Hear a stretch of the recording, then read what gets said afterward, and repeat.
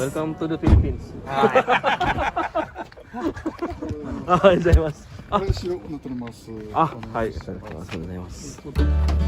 Sa biyahe. Okay ang biyahe?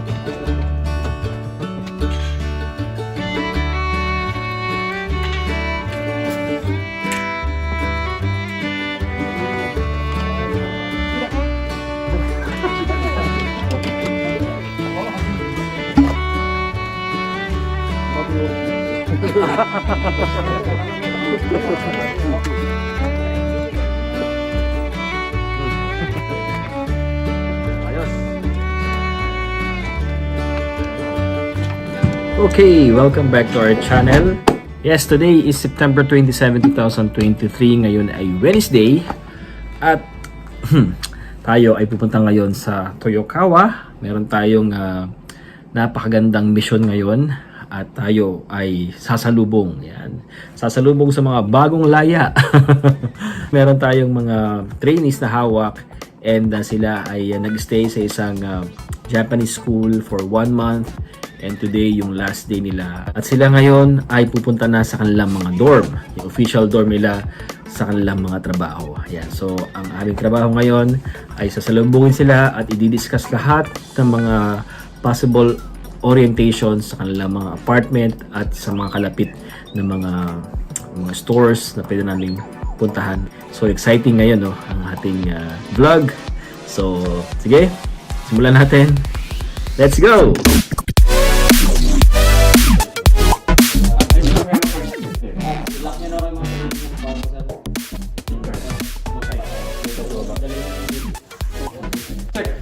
Paki-check yung sizes ng uniform. Pwede na. Pwede na ipasok. Pwede nyo na ipasok yung mga yung tulugan ng itong mga kutsyon at kumot. Ang bago bago. Yung sa school may mama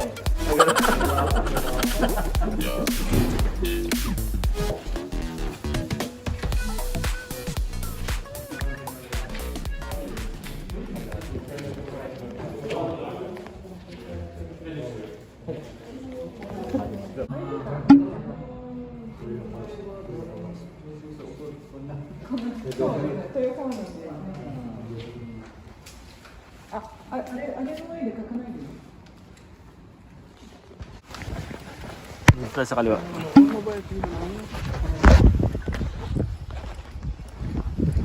Parang walang walang nakatira. Pwede mag-shoot ng movie dito. Parang lockdown. Pero pag alas 3 yan.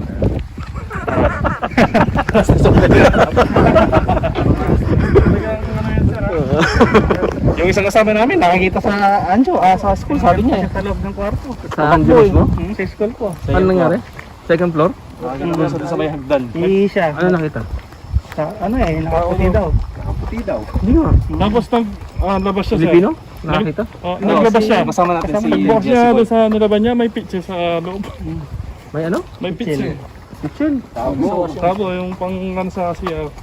Pero bakit? Anong... Siyempre hindi naman niya lalagay yan. Ewan, hindi niya alam kung paano. may nag-trip o talagang may Baka kasi meron siya nakita eh. Wampo nga siya.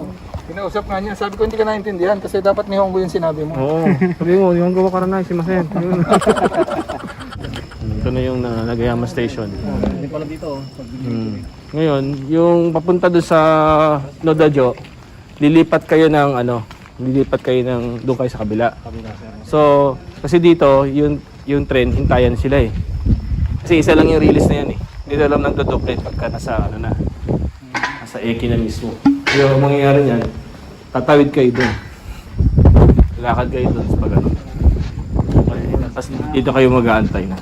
Nakita niyo naman kung gaano ka-excited, kung gaano kasaya yung mga trainees na nandun na sila sa kanilang dorm. Ngayon naman ay pupunta tayo sa malapit na mga stores at ako ang naka-assign doon. Si Sir Jong ay naka-assign sa City Hall at tayo naman ay sasama sa mga trainees para ipakita sa kanila yung mga malalapit o yung mga malalapit na mga stores na posible nilang puntahan kapag sila ay Yasumi, kung sila ay magkakaimono o ay mag-grocery. Try natin ngayon yung ATM. Ito yung pinakamalapit na Sakto kasi 7-Eleven, 7 bank yung niya, di ba? Sakto. Apo. Di ba may number mo? Ah, yan siya no. Bakit naman?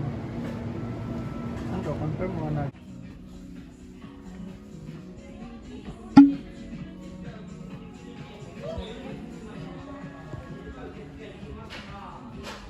Okay na kayo?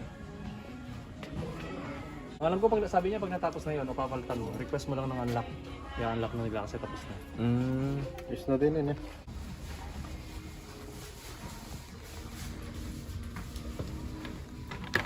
Wala namang fake dito, sir.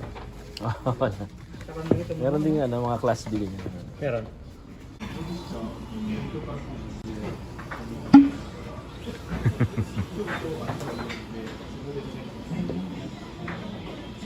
Okay nyo? Yung, pwede rin naman sa rice yan. Mas pwede rin doon sa parang soup na yun. Okay lang. Sasaw-saw mo lang.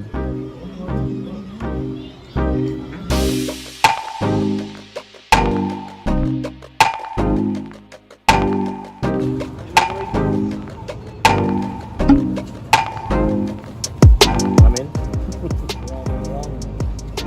Okay, yung rin ang patron niyo, oh. Mga tuna. Nagawa kasi ng ganyan yung anak ko. Paborito ng service pala to. Ah, Iba marami ng Korean sa Pampanga.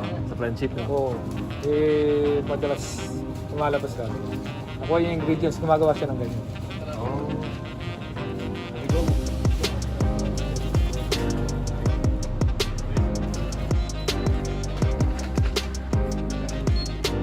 Hindi ka kumuha ng plastic.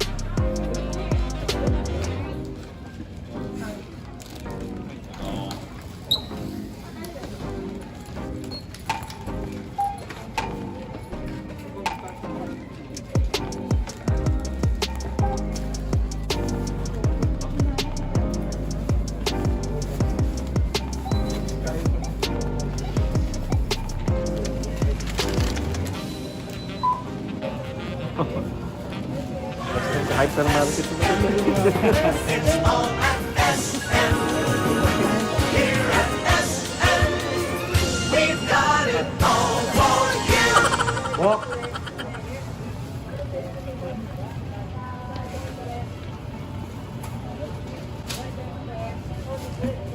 No, nakakatuwa at napakasaya ng grupo. Nakita ko yung grupo na nagkakasundo sila and I'm sure maganda yung magiging samahan nila sa pagstay nila dito sa Japan. Okay, I do hope na nagustuhan ninyo yung ating munting vlog ngayon, and sa mga hindi pa nakasubscribe sa aming channel, please click the red button dyan sa baba at pati na rin ang bell button para ma-notify kayo sa lahat ng aming uploads. Always remember guys, everything happens for a reason. God is good. Keep on smiling. Sayonara.